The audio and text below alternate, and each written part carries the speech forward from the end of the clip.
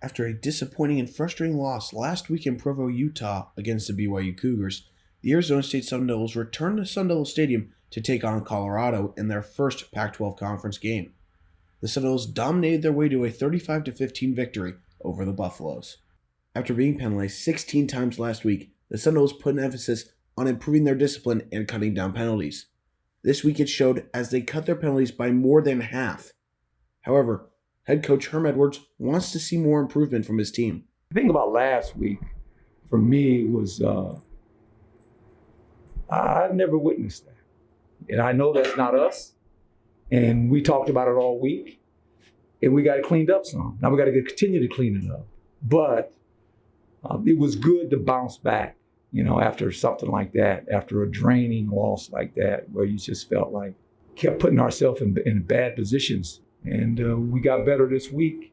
We still had, 7 penalties, and that's too many. You'd like to keep it 5 or less. On offense, the rushing attack was not as strong compared to prior weeks, leading to the Sun Devils throwing the ball more. The air game was highlighted by a 30-yard double pass touchdown from Ricky Pearsall to Rashad White. I feel like it was great, especially tonight that, the passing game got going. Like everybody got a rhythm, things like that. If they want to stack the box, then, we trust some receivers. We did some key things this week to fix things up. Jaden led that group, and we trust receivers, and, they got us home. Like the pass game got us home. That's all that matters. Even with a more pass-heavy approach on Saturday, the run game still made an impact with 4 touchdowns coming on the ground, including redshirt freshman Elijah Badger scoring his first collegiate touchdown. On the defensive side of the ball, ASU shined. They made it difficult for the Buffaloes offense, holding them to 67 passing yards while recording 3 sacks and 8 tackles for loss. I will say early in practice it started, coaches had a pretty good idea on what they were going to do with their protection. So I guess in practice we did everything we could. We prepared real good for how we're going to attack, their protection. So, they played out pretty well. You would think after a dominant win against a Pac-12 foe, it would send a message to the rest of the conference.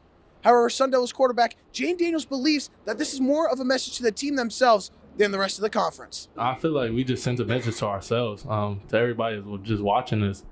Last week we had those penalties, but we're not really worried about the outside noise. We're worried about what's in this building, because at the end of the day, it's all we got. Like, we all we got. So I don't really think it was a message to the whole Pac-12. I feel like they knew we were serious, but it's really just a message to ourselves that if we come out and play clean, we could put up wins like this. At the end of the day, I'm just excited that we got the win and we're 1-0 in the Pac-12.